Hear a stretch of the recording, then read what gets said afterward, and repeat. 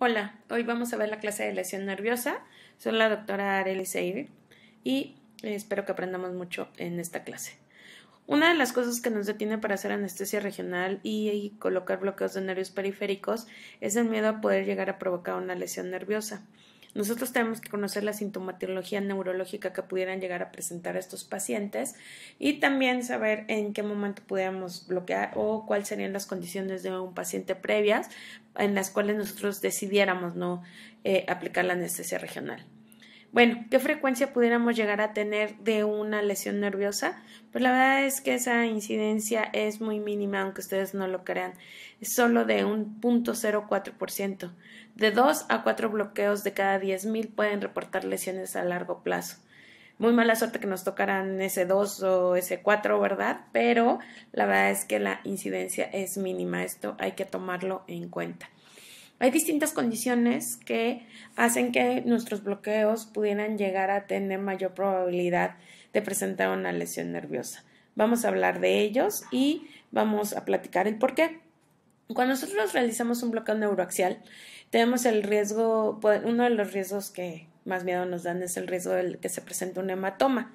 El hematoma puede ser mayor cuando nosotros ponemos un bloqueo peridural que un subdural. Bueno, también cuando nosotros tenemos datos de alteraciones en la coagulación, también tiene que ver más en sexo femenino, puede tener mayor probabilidad, también es mayor en procedimientos de ortopedia y nosotros, la sintomatología que se podría presentar con mayor probabilidad es una llamada PONS. Esto es sintomatología neurológica transitoria, vamos a hablar de ella. Y en pacientes en donde hay tabaquismo e hipertensión se puede asociar este tipo de lesiones. Todas estas características nos ayudan, bueno, más bien pueden llegar a ser mayor la presencia de una lesión cuando están presentes en nuestros pacientes. Entonces hay que considerarlo. La incidencia de lesión nerviosa periférica va a depender de varios factores. Uno de ellos es el tipo de bloqueo. No es lo mismo un bloqueo que se llega a poner en ramas terminales en donde las estructuras nerviosas son muchísimo más pequeñas o en interfaciales donde, por ejemplo, ni siquiera se alcanzan a ver las estructuras nerviosas y lo que estamos haciendo es abrir fascias para llenar con anestésico local y poder bañar estas estructuras, a que nosotros pusiéramos, por ejemplo, un bloqueo de nervio ciático, en donde cabe recordar que el ciático es la estructura nerviosa más grande que podamos llegar de mayor tamaño en toda nuestra anatomía, y esto implica que tengamos una mayor probabilidad de tocarlo o lesionarlo en el momento de hacer un bloqueo. Cuando ponemos más de un bloqueo, muchas veces, y me toca verlo muy seguido con nuestros estudiantes de posgrado, es que pues aquí el querer aprender también luego nos dicen, bueno, y si le ponemos este bloqueo y este bloqueo y este bloqueo, acuérdense que más de un bloqueo pues aumenta la probabilidad de lesión. Entonces tenemos que decidir bien qué bloqueos son necesarios para nuestros pacientes. Cuando los nervios son más proximales, más cerca de lo que es nuestro eje, tienen una mayor cantidad de tejido nervioso que tejido conectivo. ¿Qué significa? El tejido conectivo nos va a dar una protección. Los nervios son como Matrix. Se van a dar cuenta que cuando ustedes ponen un bloqueo y pasan con la aguja, el nervio hasta incluso se hace a un lado. Es un sistema de protección que tiene el nervio. Y el tejido conectivo los hace que sean muchísimo más elásticos y los proteja más. Entonces, si hay mayor tejido neural que tejido conectivo, hay mayor probabilidad de una lesión nerviosa. Los bloqueos proximales tienen más tejido neural que conectivo, entonces hay que considerarlo. Y el bloqueo del nervio periférico no va a ser por sí solo un riesgo para la lesión nerviosa. Se tienen que conjuntar varias cosas para que ésta se llegue a presentar. La sintomatología neurológica transitoria posoperatoria se da principalmente en lo que son bloqueos del plexo braquial de miembro superior. ¿Qué significa esta sintomatología? Que después de un tiempo, por ejemplo, de hasta 3 meses, hasta 2.2% de los pacientes pudieran llegar a referirte que en la punta de dedos todavía sienten hormigueo, que alguna parte pequeña todavía sintieran disminución de la sensibilidad, Esto se platica con el paciente, tenemos que tenerlos en seguimiento, no hay necesidad de tratamiento, porque son pequeñas partes en donde se va a ir recuperando esa sensibilidad poco a poco. Esta sintomatología se puede presentar hasta los 6 meses e incluso al año, pero la verdad es que es muy mínimo en el momento que llegara a pasar. Entonces, si el paciente, nosotros pusimos un bloqueo y 2 días después nos está diciendo que todavía pudiera llegar a sentir ese pequeño hormigueo o adormecimiento o un dedo en la punta del dedo, no se espanten, se va a ir quitando. No, tenemos que diferenciar esta pequeña sintomatología a que nos refiriera a un dolor ardoroso, que no pudieran tocarle el dedo porque grita, arde, eso ya es totalmente diferente, ¿ok? Tenemos que tomar en cuenta esas consideraciones anatómicas para que nosotros podamos diferenciar en dónde estamos colocando la punta de la aguja. Nosotros sabemos que hay bloqueos que nosotros podemos poner paraneurales. ¿Qué significa paraneurales? En la capa más externa de nuestra estructura nerviosa, siendo que no son intraneurales. Cuando nosotros llegamos a colocar la aguja adentro, podemos provocar una lesión de importancia, la cual no pudiera llegar a ser no reversible. Entonces, ¿qué consideraciones tenemos que tomar en cuenta? Los axones son paquetes de fascículos y van a estar rodeados precisamente por el perineuro, que es tejido que lo protege, son capas de tejido que protege como tal a la célula y se van uniendo formando múltiples fascículos. Estos fascículos a su vez van a estar rodeados de epineuro. ¿Ok? No hay una evidencia clínica como tal de la asociación con lesión nerviosa en el momento que nosotros pudiéramos llegar a tocar, pero en el momento de administrar anestésico local, nosotros sí podemos provocar una lesión. Aquí en este video, nosotros lo que podemos ver es cómo pudiéramos llegar a provocar una lesión. Cuando nosotros inyectamos nuestro anestésico local, puede haber el riesgo de que nosotros nos vayamos intrafasciculares. ¿Qué significa eso? Que en el momento de administrar nuestro anestésico local al entrar dentro de la estructura nerviosa, ¿sí?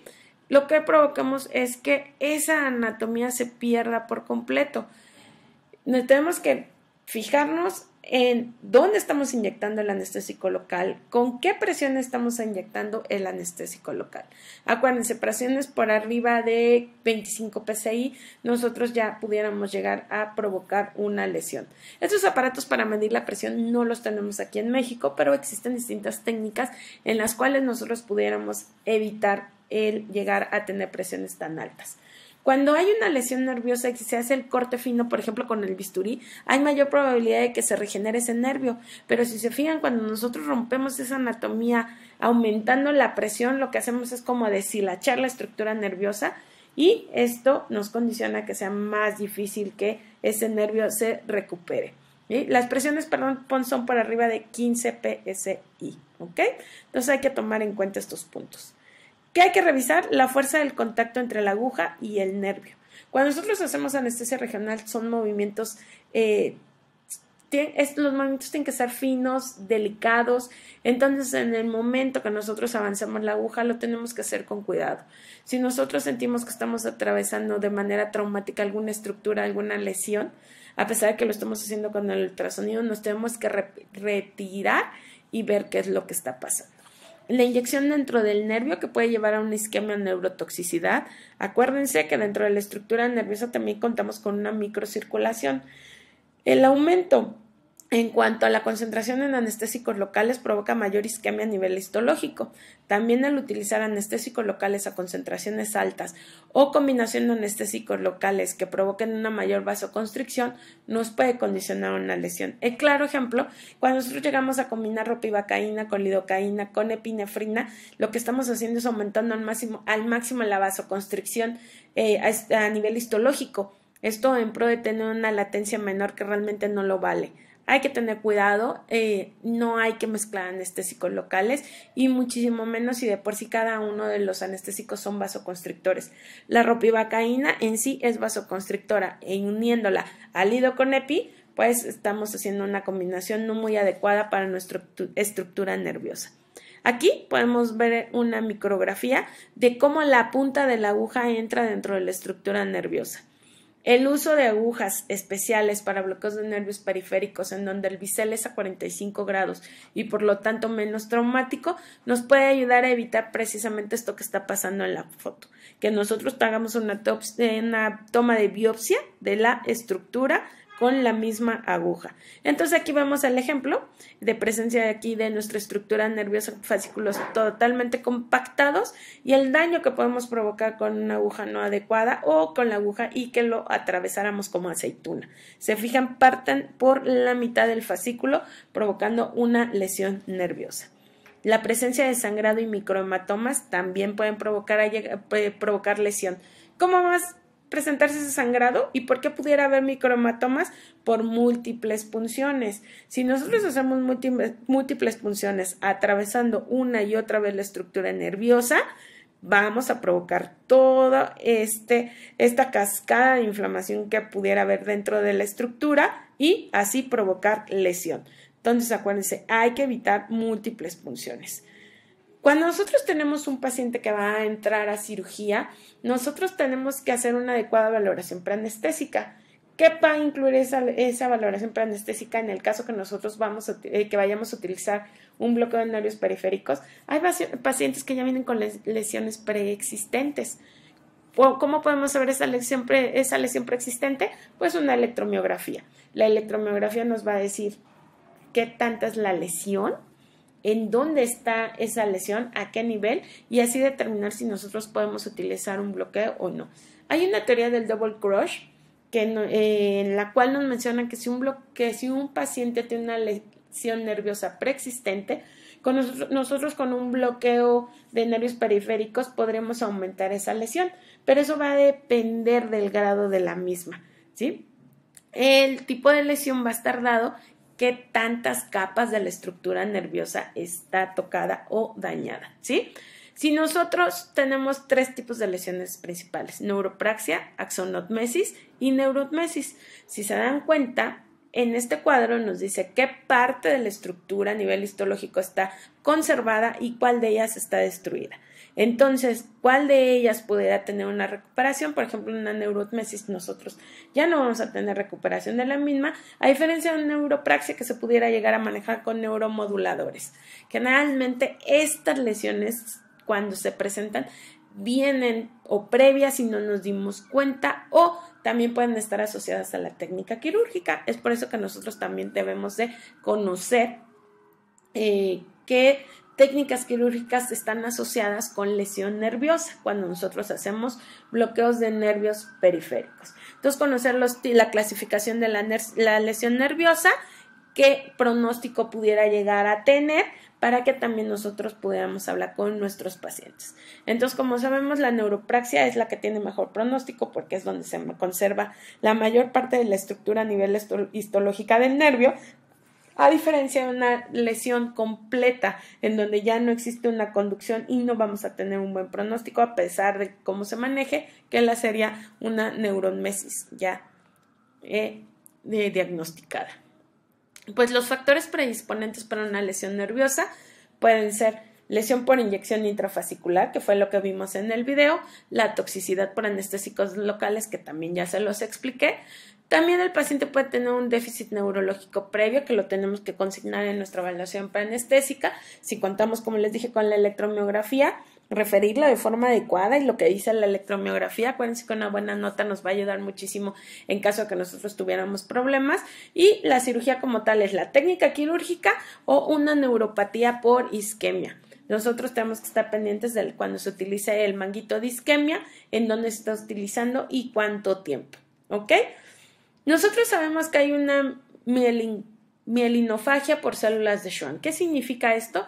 Que en el momento que la estructura nerviosa presenta una lesión, en forma automática las mismas células, esta misma lesión se va a ir acrecentando, provocando una denervación en la estructura nerviosa. De manera autónoma se van fagocitando estas células de Schwann y lo que provocan es que la mielina se fragmente y haya lesiones. Las complicaciones neurológicas pues, como les dije, también pueden ir asociadas a la cirugía. En este caso vamos a hablar de cirugía ortopédica porque la gran mayoría de los bloqueos de extremidades pues van a ir asociadas precisamente a esta especialidad. En cirugía de hombro, ¿qué pudiera llegar a pasar? Bueno, nosotros sabemos que para una cirugía de hombro puede haber dos posiciones principales, el paciente en silla de playa o el paciente acostado en decúbito lateral. Cuando nosotros tenemos al paciente en decúbito lateral, pues, existe una tracción, ponen pesas para que el campo en el cual están trabajando en la glena los cirujanos tengan una visibilidad y puedan trabajar en el mismo para tener una mejor exposición. Entonces, cuando esa tracción es por muchísimo tiempo, el paciente puede llegar a presentar una neuropraxia transitoria, ¿sí? También puede existir el riesgo del nervio axilar o de músculo cutáneo con la inserción de los portales. Hay que tener cuidado, bueno, hay que ver cuando se introducen los portales, ver en qué sitio y se están colocando, si se hizo una inyección previa, ¿sí? Y cuando nosotros tenemos una reparación del manguito rotador abierta, también cuando es abierta, si no hay un adecuado cuidado de las estructuras nerviosas, puede haber también esta neuropraxia hasta en un 2%. Y en el reemplazo articular de hombro puede presentarse hasta un 17% una lesión de plexo braquial. Entonces esto hay que considerarlo, o pacientes que tienen lesión previa para cuando nosotros trabajamos. En la cirugía de codo, acuérdense que es una articulación altamente inervada, puede llegar a presentarse una neuropatía ulnar cuando nosotros hacemos anestesia regional nada más troncales. ¿Por qué? Porque un aumento de volumen en sitios tan pequeños pueden provocar una isquemia y provocar neuropatía. Entonces hay que tener cuidado cuando nosotros ponemos bloqueos troncales, y cuando se llega a hacer artroscopía podemos tener una lesión nerviosa transitoria hasta en un 4.2% de los pacientes. Esto en cirugía de codo. Espacios pequeños se asocian a lesiones, puesto que es más difícil que el cirujano trabaje, es más se presenta más el que grandes volúmenes de agua en artroscopía o nosotros con anestésico local podemos llegar a provocar una lesión, ¿ok? Entonces hay que tener cuidado. La cirugía de cadera. Cuando nosotros sabemos dónde estamos bloqueando, sabemos qué tipo de lesiones podemos provocar. Es por eso que nosotros debemos de dominar las técnicas. Si nosotros estamos poniendo un plexo lumbar, sabemos que no estamos tocando el nervio ciático. El nervio ciático es una de las estructuras nerviosas que más pueden lesionar en una cirugía de cadera. ¿Por qué? Porque la elongación que hacen del músculo, principalmente músculos glúteos, con el gancho, puede provocar elongación del nervio ciático, ¿sí? Cuando nos hacen movimientos, el alargamiento de extremidad excesivo también puede provocar lesión con la manipulación del mismo. Podemos tener lesión de peroneo común, ¿sí? También podemos tener lesión de femorocutáneo lateral, ¿sí? Y hay mayor probabilidad de lesión cuando hay displasia de cadera o cuando la artroplastia es de revisión. En displasia de cadera, muchas veces los pacientes ya entran en un dolor crónico previo que también está condicionado precisamente por su patología, que puede haber una lesión nerviosa, y pues en las de revisiones son cirugías muchísimo más cruentas, que ya hubo una previa, entonces hay que tener cuidado con ella. Entonces en cirugía de cadera, la lesión nerviosa que se pudiera presentar con mayor probabilidad sería la lesión del nervio ciático, y es cuando vamos a pasarle visita a nuestro paciente y el paciente no puede levantar la punta del pie. Entonces hay que tener muchísimo cuidado con ello. En cirugía de rodilla, la frecuencia puede ir de 0.3 hasta 9.5. Podemos tener lesión del nervio peroneo común. Acuérdense que estas lesiones también pueden estar presentes en pacientes en los cuales las extremidades están colocadas hacia arriba, ¿sí? En una posición en la cual si no se cuida el cojín que está por debajo de las piernas, pueden provocar la lesión precisamente de este componente del nervio ciático. El 25% de las artroscopías pueden llegar a presentar disminución de la sensibilidad precisamente en la región anterior de la rodilla. Muchas veces antes de colocar los portales hay algunos cirujanos que acostumbran inyección de anestésico locales en grandes volúmenes. Recuerden que por encima de la rodilla vamos a tener unos plexos que son los geniculados, ¿ok? Entonces los geniculados cubren los 4 cuadrantes de la rodilla y a muchísima presión son nervios tan pequeños que pueden llegar a presentar lesiones, ¿ok? En reparaciones del ligamento cruzado anterior pueden llegar a presentarse hasta de un 75% la presencia de parestesias en rama infrapatera o sartorial.